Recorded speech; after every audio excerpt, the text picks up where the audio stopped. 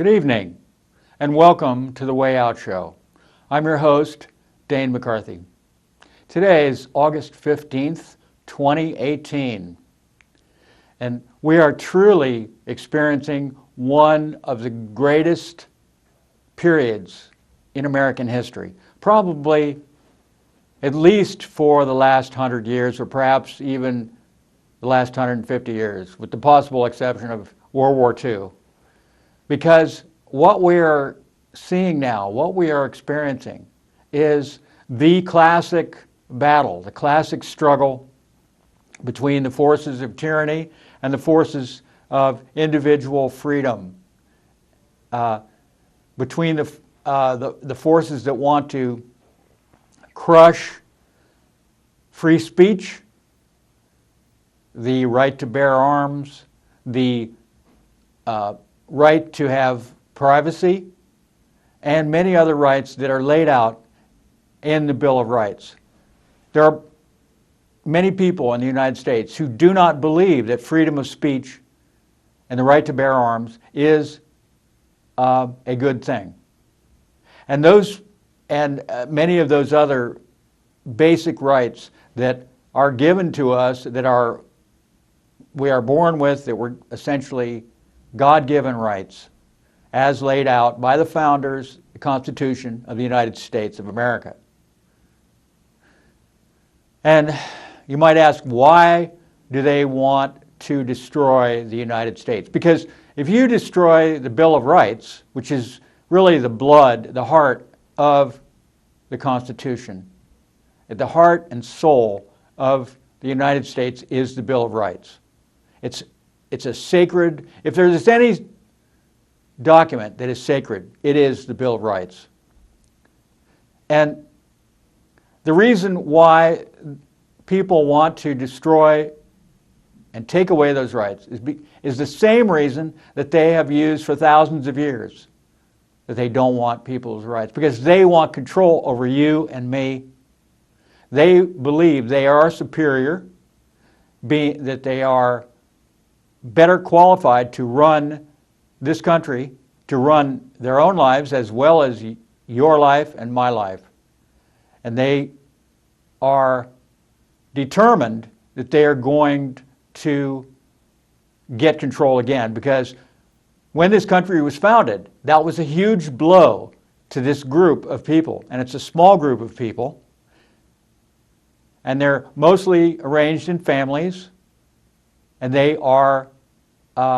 give up for a while, and then they come back, but they never truly give up, because they have no other purpose to exist except to hold on to their power, to increase their power, and they call it their legacy, and that's what they live for.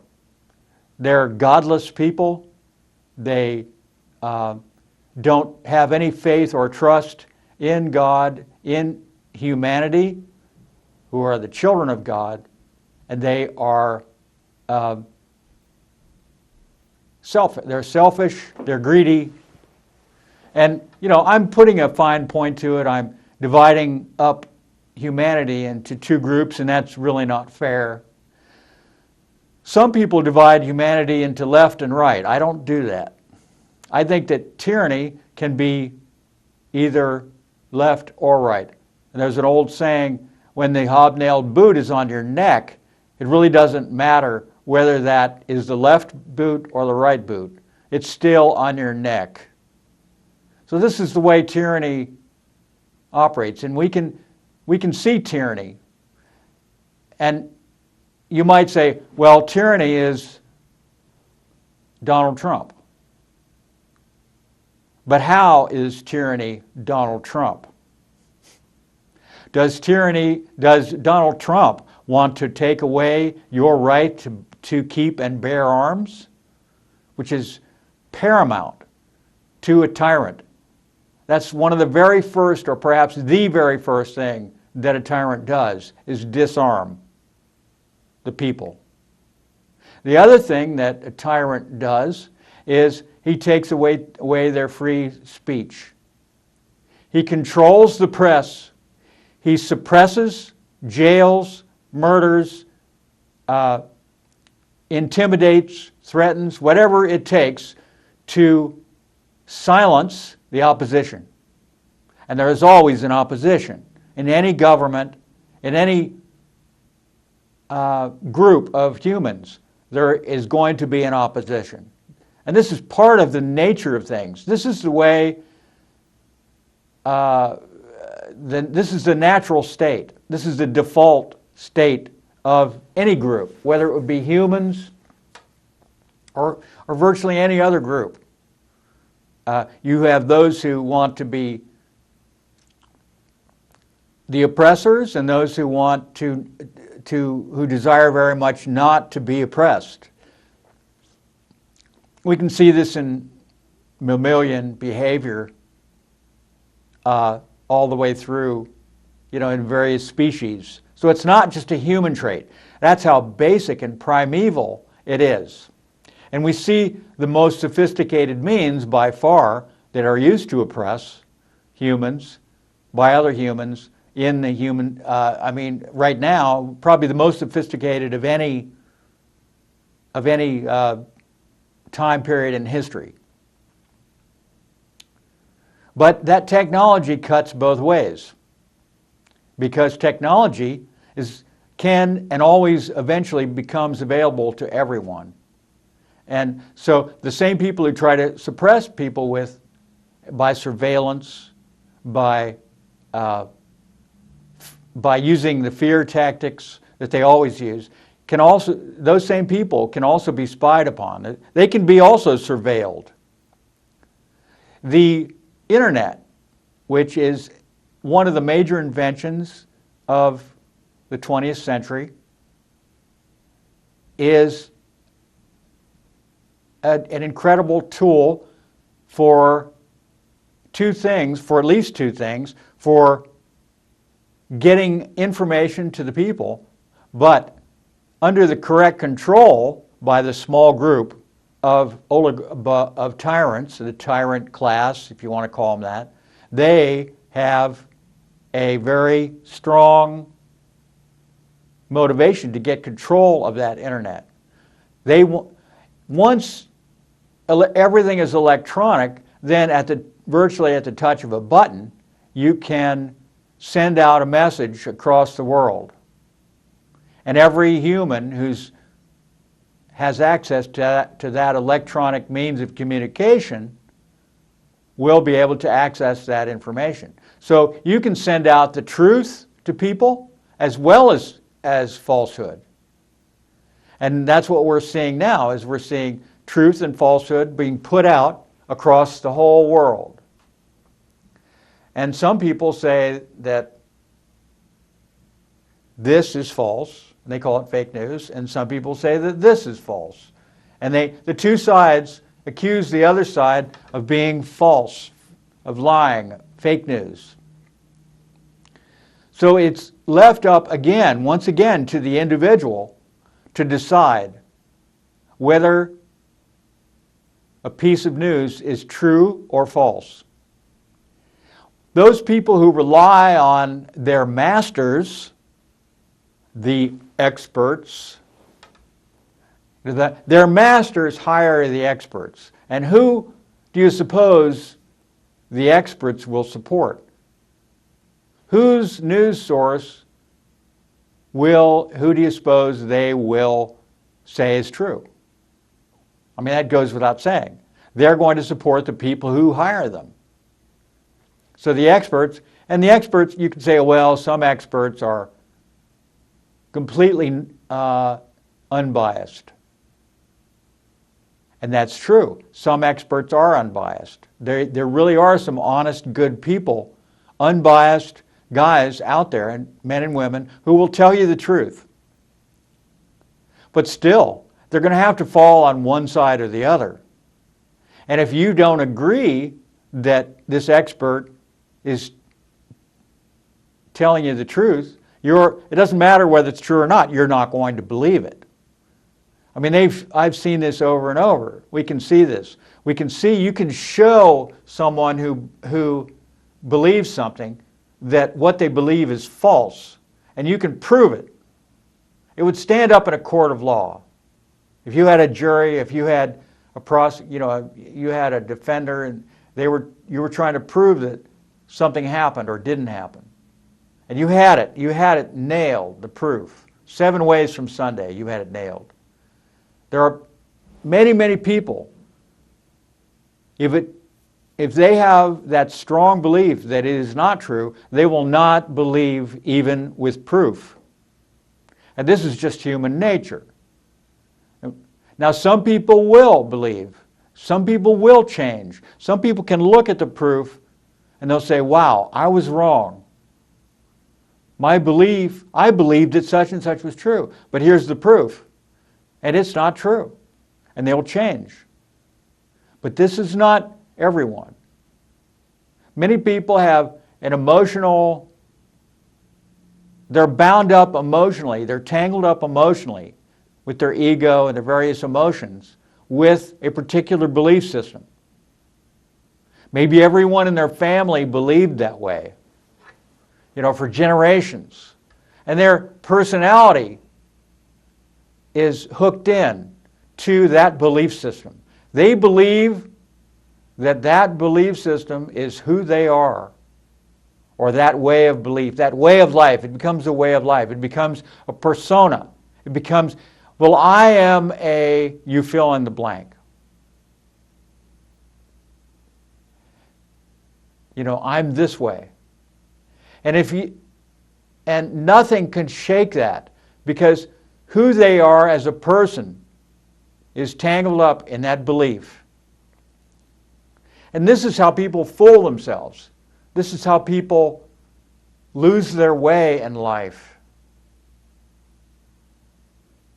And they become so confused that it's so much easier not to look at the truth. And they get very angry sometimes when they're shown information that disproves a belief, for instance, that they've held their whole life, that they grew up with, that their parents had.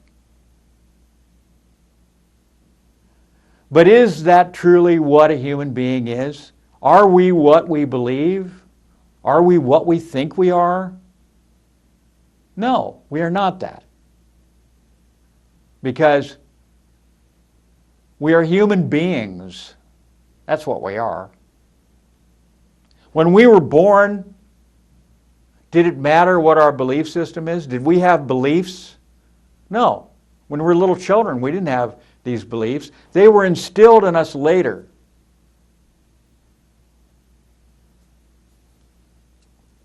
I mean, there are religions that actually believe that they're born that religion. The children are born that religion. That's their religion. That's who they are. In fact, race and religion are completely intertwined. So, a person who says, I don't like Christians, or I don't like Muslims, or I don't like Buddhists, or I don't like Hindus, is accused of being a racist. When Hinduism is not a race, being a Hindu it's not a racial characteristic, it's a religion. It's two separate things. Christianity is not a race. Being Jewish is not a race. The Jewish people are Semitic, hence anti-Semitic. If you're against the Jewish religion, you're called anti-Semitic. But Semitic is a racial racial group. And it includes Arabs who are not Jewish as well as Jewish people, for many of them. So Judaism is a religion just like Christianity is a religion. But that is what I'm saying. I mean, you may make sense or it may not make sense, but it doesn't make any difference whether it makes sense, because it's not about logic. It's not about making sense. It's about tradition. And tradition is a very, very powerful force. in human life. Some groups practice female genital mutilation. And if you ask them why they do it, they will tell you it's a tradition. They might try to tell you, oh, it's part of the Muslim religion, because it's mostly Muslims who do it. But it actually isn't. It's not a part of it. Is much older than the Muslim religion. The Muslim religion is a fairly new religion as religions go.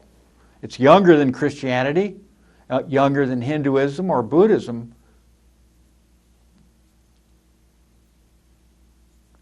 And the practice of female genital mutilation is a very old practice. So why do they do it? And I don't think they could even tell you why they do it. There are some other possible reasons why they do it, but these are very horrific, and I don't think that you could even discuss that in polite society, one of the reasons why they do it. It's so horrific and inhuman. So I won't even go there. But humans, of course, have done many horrible things throughout history. This is just another horrible thing that humans have done to each other.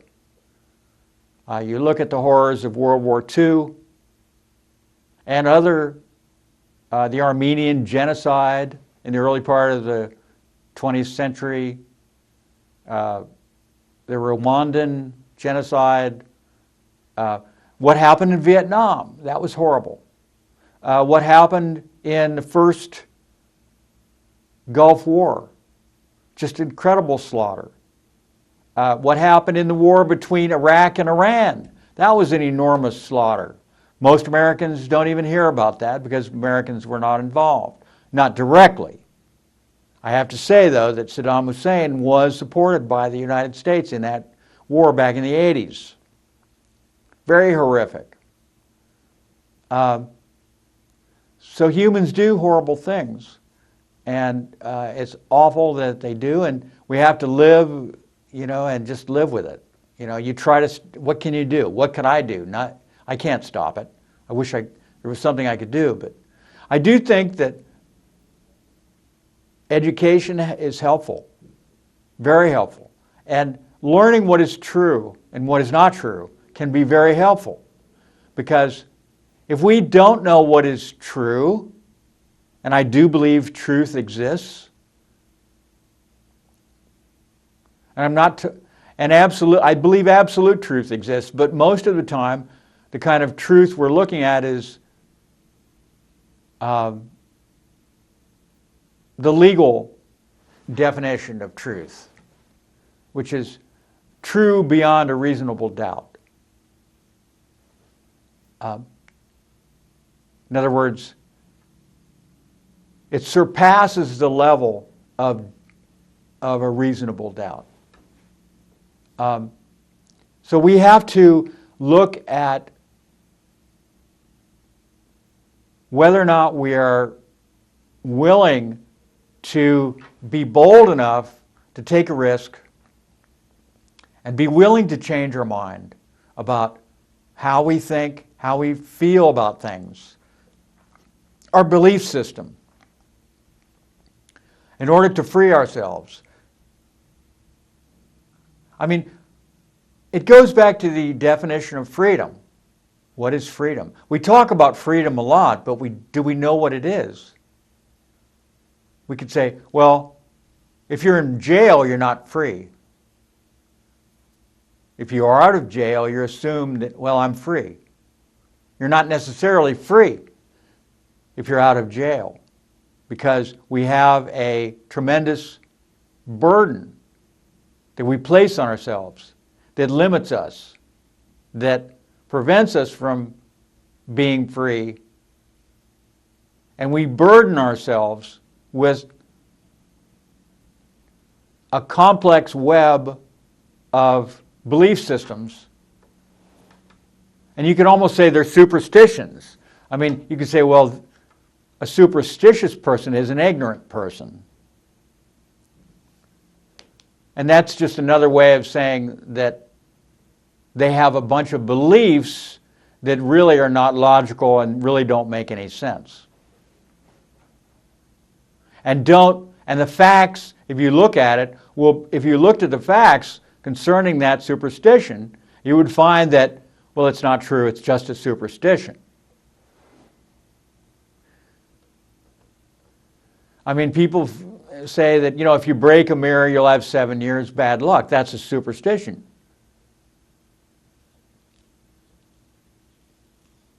But you could see how that could be extended to all sorts of other belief systems that don't hold up under the facts, if you look at the facts. And people say, well, you can't just make up your own facts, and I agree with that.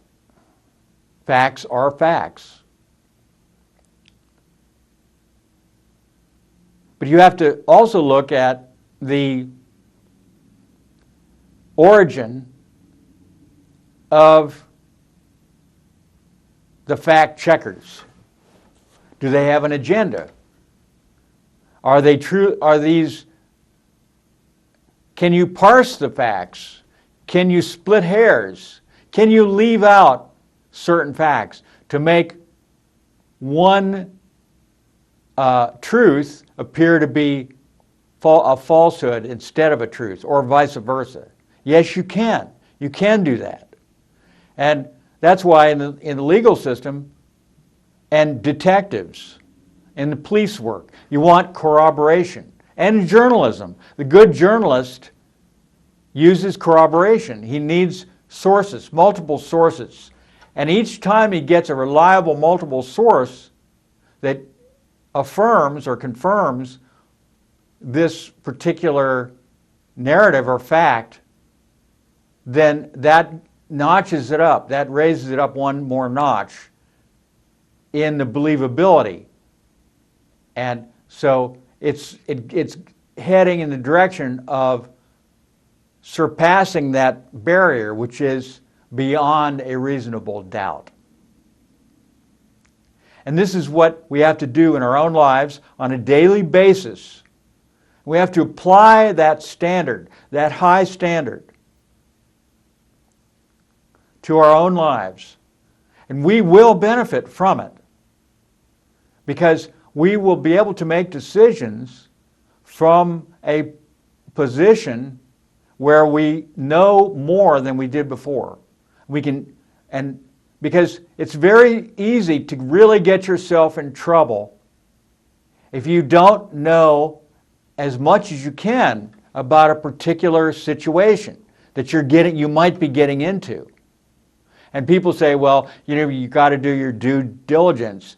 Or they'll say, well, he didn't do his homework, or she didn't do her homework. And that's absolutely true. And that's the kind of mess that people get into. So every human being, every American needs to be a researcher. You need to be doing research. And it's really important to look at both sides of the issue. If you separate yourself out and you won't look at the other guy's point of view, then you'll never hear what that person has to say. They might really have some strong evidence, some powerful evidence to back up what they say. And people talk about conspiracy theories, and they make fun of conspiracy theorists. Oh, he's just a conspiracy theorist. I've heard that so many times, right? And that's a label. That's just a label. You stamp it on their forehead, and that way you can just shove them off to the side. You can marginalize them. You can demonize them.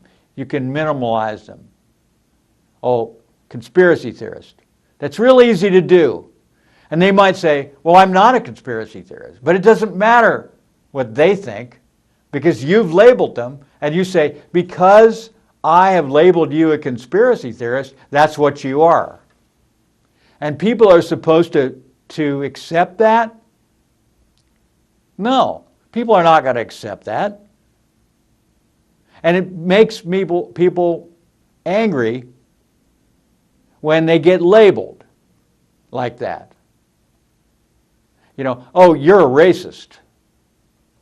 And people say, I am not a racist. And they say, yes, you are. And why do you think, and they say, you're a racist because you voted for Trump, and Trump is a racist. And they say, I don't believe Trump is a racist, and I don't think I'm a racist. And they say, we're going to destroy your life. We're going to get you fired. We're going to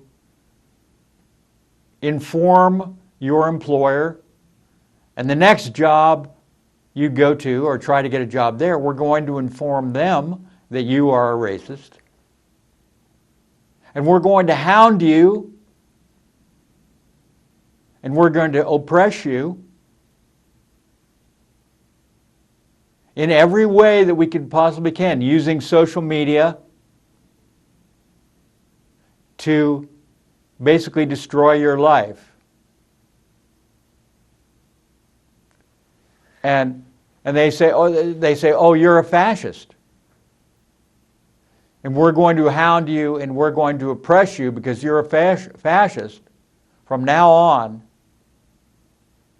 And we're going to destroy your life. And we're going to run you out of... But the person says, I'm not a fascist. But I'm not a fascist. But if you actually talk to a racist or a fascist, they will actually say, I am a racist. They're proud of being racist. If you talk to a fascist, yes, there are people who are fascists. They're proud of being fascists, and they think the fascist system is a great system. Or communists, you say, in the old days it was, you're a communist. Or now it's, you're a capitalist. You know, we're going to run you out of this country. We're going to destroy you. You believe in capitalism. We're going to destroy you. We're going to dox you. We're going to ruin your life. We're going to scream at you. We're going to yell at you. We're going to throw things at you. We're going to drive you out of restaurants. We're going to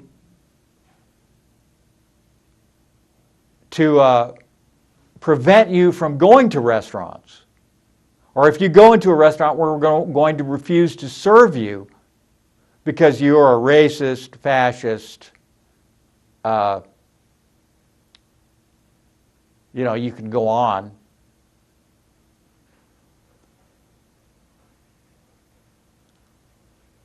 And in fact, we want to muzzle you. We don't want you to be allowed to espouse your views because we think you are a fascist. And you keep saying, I am not a fascist, but I'm not a fascist. Now this guy over here, yeah, he's a fascist. You could say, well, Richard Spencer is a racist. Richard Spencer is indeed a racist. And how do I know that Richard Spencer is a racist? Because he is very proud and publicly will state that he is a racist and a white supremacist. And he started the alt-right movement. And yet, people say that Donald Trump is a proponent of the alt-right and the far right. But he is not. And he says he isn't.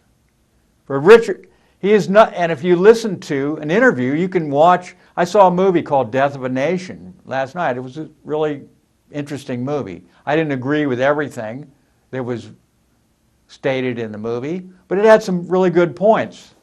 And the producer, D'Souza, he's an Indian guy, had an interview with Richard Spencer. And it was very interesting. And he talked to Richard Spencer, and Richard Spencer espoused views that were not at all like Donald Trump's views. In fact, he explained that I think that black people and white people should be separated. And D'Souza said, well, you sound like Malcolm X, but the opposite. Maybe if Malcolm X were alive, you two should get together because you both want the same thing. And then he showed a clip of Malcolm X saying the exact same thing, saying that he wants black people to be separated from white people. He thinks black people Malcolm X believed, and he said this, that black people should stick together and let white guys take care of themselves. And that's exactly what Richard Spencer said, but the opposite. So he said, D'Souza said, well, maybe you two should have got together. And Richard Spencer said, yeah, that would have been good. We could have probably shared a lot of exactly the same views about race, that they should be separate.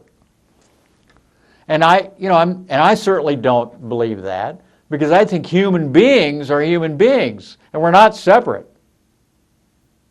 We're all human beings. We're the same species.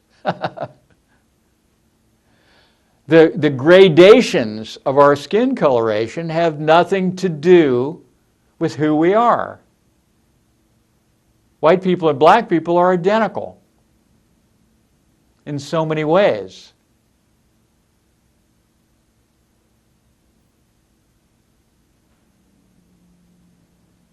There is the cultures of various countries are far different than skin coloration. I mean, I've seen many people who are supposedly black whose skin is much lighter than many white people with a deep tan, like roofers, guys that are on the roof all day, and they work with their shorts and their shirt off, and they're dark.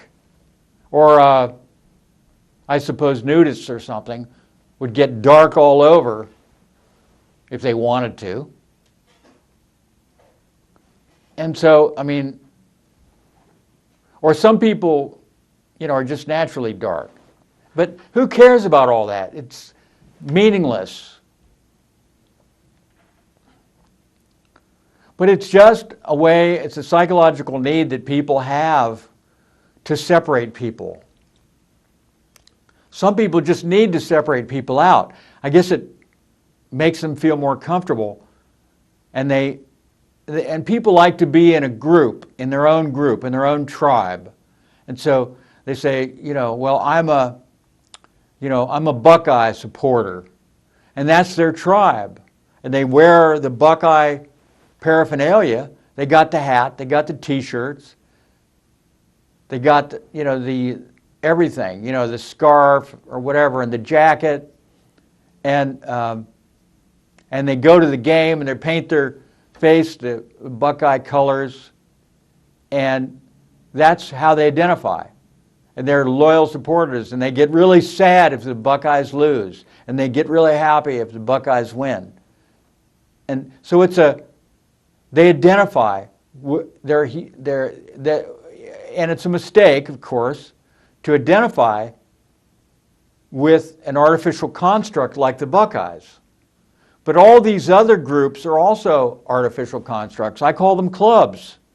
I call religions clubs. They're all clubs. Join my club. My club is better. We have more fun. After you die, we'll go to heaven. If you join the club, our club, you'll go to heaven. Can you prove it? No, can't prove it. But, we believe that. We really, really believe that. And some people might go, well, that sounds like a really good belief system to have, because that's very comforting. Wow, I'm going to heaven if I join this club. If I don't join the club, they say, then you won't go to heaven. You'll go to a horrible place that nobody would want to go to. So, I mean, what we are is we're made of the same material, the exact same material that everything else in the universe is made out of. The same minerals and chemicals and water, and to a great degree water. We're all made of those exact same materials. And we're animated by a unfathomable, beyond understanding life force that animates us, just like it animates any other creature on the planet or anywhere. This amazing life force. And as long as that life force, that energy, that beautiful, aware energy, and I say it's beautiful because when we feel that life force, we feel it, how beautiful it is. It's not a belief that it's beautiful. We can actually feel it. And we've all felt it. It's beautiful, it's kindness, it's joy. Joy is a good word to use when attempting to describe what is essentially unknowable, undescribable. And you can think about it. You can think about it. You can wonder about it. But it's really not going to help you understand it, because you can't understand it. You can look at the ocean, and I'm using a metaphor here. The ocean.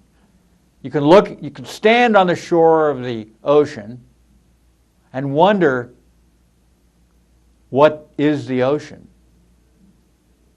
I don't understand this. It's so huge. It's unfathomable, this ocean. It's just beyond my ability to comprehend. It is so big and so vast. It seems to be unending. Maybe it is unending.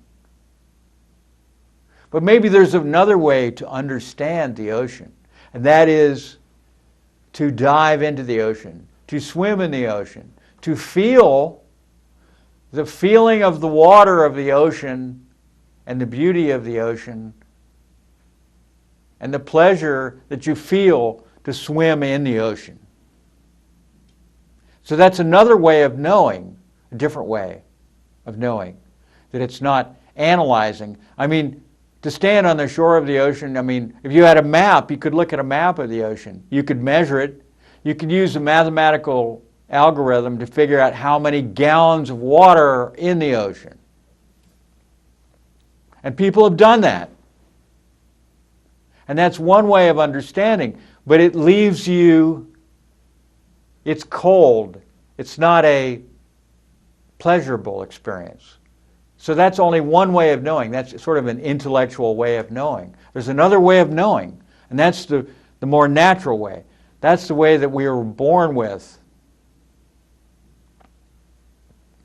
The knowing of the feeling of the joy or the pleasure and the warmth and the comfort of feeling your mother when you're a child, a little infant even.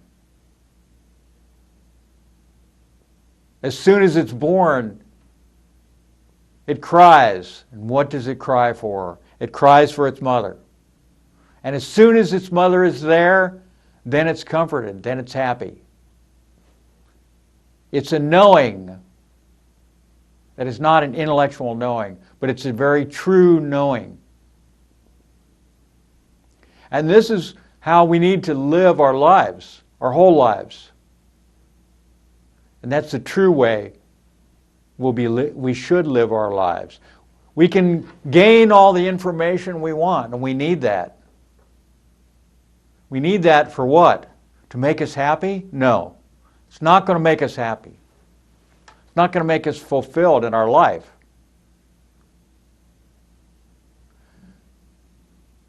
And information is good. We need information. Why do we need information? We need it because it helps us to survive and prosper.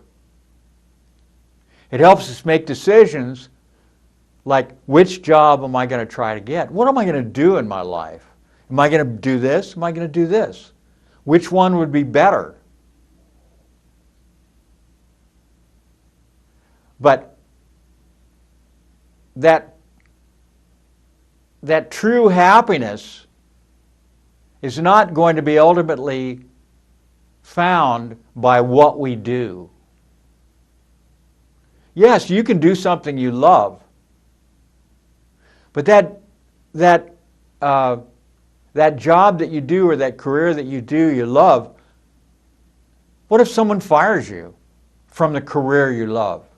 So your source of happiness and satisfaction is cut off. So what happens? Does that mean you have to be miserable? Well, for many people, that is exactly what happens. They are miserable if they're fired. Or sometimes people just retire. They just age out. They just retire. And then guys, or women too, I guess, they sometimes they realize, they don't realize this, but their whole life was involved in that career. And then when they retire, they feel lost, they feel empty. They're not happy. They're not getting that satisfaction from doing that job that they loved. And sometimes they die, they go downhill. I see a lot, guys who retire, and that's what kept them going. And then they just fall apart after a few years. They don't last much longer after they retire. They think they're going to. They think they're going to be a lot happier. And at first maybe they are. Oh, it's such a relief. Now I can just relax. All that pressure. All that hard work. But this is a different kind of fulfillment, a different kind of happiness. This is a happiness that arises just from being alive. Nothing else. Just from experiencing the existence of being alive on planet Earth. The enjoyment of that, the appreciation and the gratitude that we are alive. Oh my God, I'm alive. And a lot of times people, they don't feel that until they have something happen to them that's such a close call that they almost died. I was just hearing a story about someone who, they were just driving down the highway and it was raining really hard, a big heavy rainstorm on a freeway. And right headed toward them comes this semi. And it crossed over the medium. It was out of control, probably skidding on the water or the ice or something. And it crossed over the medium and it was heading right toward them. And they were staring death right in the face. And by some miracle, they avoided it. And it slid by really close, right by them, and hit the person behind them and killed them in the car behind them. And this person was so shaken up, and her family was with her. She knew that there was a rest stop, and they pulled into this rest stop, and she just sobbed. She burst into tears. And I've seen this happen to men too, same thing. Burst into tears. Why? She was okay. She should be happy. And she was happy, but she realized how precious her life was, how her life hung on a thread at that moment. And really at every moment of our lives, our life hangs on a thread. Because that semi could head for you at any moment. It could come for you. And it will. For every human being. And that's just the way it is. So we need to be grateful. We need to have appreciation.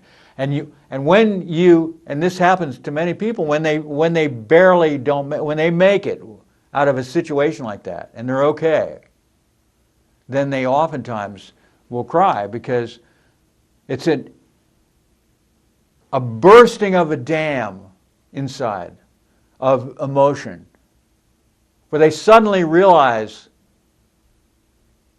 what could have happened but didn't. And they're so grateful.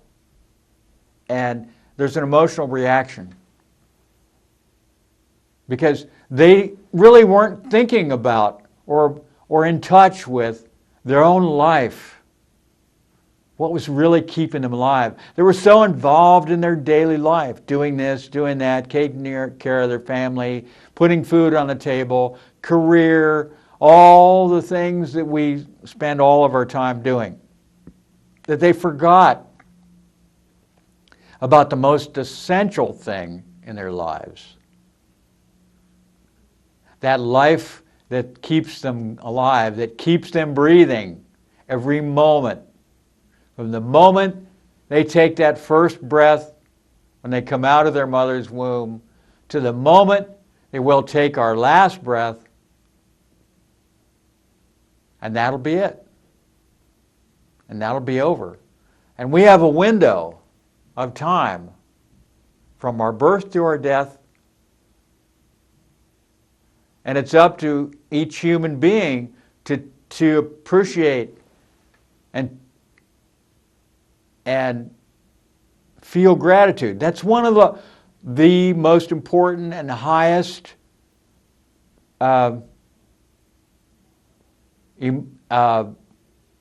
actions you can take in your life is gratitude. Gratitude is right up at the very top. Because we should be grateful that we have life. It doesn't last very long. Even if we live a long time, it still doesn't last very long. And every day is precious. Every day is a new day. So I started out talking about how there's a struggle going on in this country and really around the world. It's a global struggle. And it's an ongoing struggle. And this is not the beginning of it. And it's not going to end. You know, if Trump is impeached, it's not going to be over because it's going to continue. If the left gains control of this country and they overthrow the government, let's say, and they get rid of Trump, they get rid of Pence, and they overthrow and they fire all of his people, and they put in Hillary Clinton or whoever they want in there, it's still not going to be over. Because whether people are on the left or on the right, once they get power, it is possible for them to be turned. And it's like in the Star Wars metaphor, going to the dark side. You could go to the dark side. It's so easy to do because you start feeling, well, I have all this power. What am I going to do about it? I have the power to make the world a better place according to my ideas about how the world could be a better place. And all I have to do is get rid of these people who are opposing me. And there you have tyranny again. And the founders of this country were extremely wise. And that is why they made the checks and balances that we have in our system. To prevent one side. They knew there were going to be at least two opposing views at all times. That's just the way humans are. And because one view, because there is more than one view of how to live, of how to achieve the same goal, which would be, let's say, prosperity and happiness, societal happiness, or utopia. Let's say a utopia. How are we going to achieve that utopia? I think the founders understood that utopias do not exist. It's a dream that is unrealistic. That's not the way the universe was set up. That's not the way life is. Perfection exists but not in society, not in the man, in the human construct that is created by men, not in society, not in the clubs. Yes, perfection exists, but it's in the human heart, in the individual human heart. There is no collective utopia. It's a dream that very rapidly turns into a nightmare when it's implemented. Every time, without fail, every time, because it's a falsehood. It's based on a false premise that such a thing could exist. The universe just simply isn't set up that way. The default system is a system in which individuals compete, individuals strive, they struggle. Some individuals do better than other individuals. Maybe because they're smarter, maybe because they work harder, a combination of both. Some individuals are just lucky. They luck into something. Some individuals are lucky, but then they don't take advantage of that luck. They ignore it. They miss it. Some people are unlucky. Something unbelievably awful happens to them that wasn't their fault. Sometimes something unbelievably awful happens to someone and it is their fault. So all kinds of things happen. All of the consequences of life, all the particulars, the up and down happens. It's like the weather. You know, the weather around here anyway changes. You wait half an hour. People say if you don't like the weather, you can wait half an hour and don't worry, it'll change. Don't worry. It's just wait. You want it to be sunny? Okay. Tomorrow it'll be sunny probably. It's raining now? Bingo. That's the way life is. It's up and down. Things are going well. Don't get too cocky that they're going well, because tomorrow they won't be well. And then it'll be back well again, and up and down, and so it goes, and so it goes. And that's just the way life is. The utopia of permanent beauty and incredibleness it'll never happen. People try. They keep trying, they keep trying. Nicaragua had its revolution, overthrew a brutal dictator. 1979. My father was very interested. He was a socialist, very interested in the socialist revolution in Nicaragua. Went down there for years, studied them, talked with them, lived with them, photographed them, wrote about them, and wanted to do everything he could to support the success of the socialist government in Nicaragua. Okay, that started in 79. Today it is 2018. And the same problems that were happening with Somoza before the revolution are happening now, but with a socialist government. The same man who led the revolution against the dictator has himself now become a dictator. It's just the same thing you see over and over. He was out of power for a while, and then he got back into power. People decided, well, we got this new person is no good. We got to bring him back. And so he's oppressing the people, and he's oppressing those people who are fed up with the privations. They want a better life, the same reason as they always, they're unhappy with the system. They want more private enterprise, probably, in a socialist system.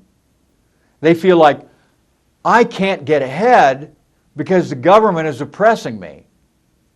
They're making it impossible for me to get enough capital together to capitalize my business, because they're competing. They have the state-run business that they're running at a loss, and they're running me out. I can't prosper. I could put out, this is what we see in social situations. I can't put out a good product because they're undercutting me with their product, which isn't even that good of a product. Because there's no incentive in socialism to create a better product, because there's no rewards connected with it. If you invent an improvement on a gizmo, you're not really rewarded. You're not rewarded. You don't get the benefits of that because everybody gets the same in communism. The only people who benefit in communism is the people who run communism. Those people who have the ability, they're the ones who call the shots, and they can just give themselves perks because they have the power to do that, so they can do that. So that's just one example, and the same thing can happen in any situation. So you need the balance. You need the opposition to control the people in power. And once the people in power crush the opposition, then you have tyranny. So if the left crushes the right, you'll have left-wing tyranny. If the right crushes the left, you'll have right-wing tyranny. It's the same tyranny, but just different names. There are some differences. You have corporate versus government, but government and corporate is becoming the same thing. Corporations and government are merging. It's the same thing, even the same people. They move back and forth from the corporation to government. So that's all there is for today. Have a great weekend and sleep well.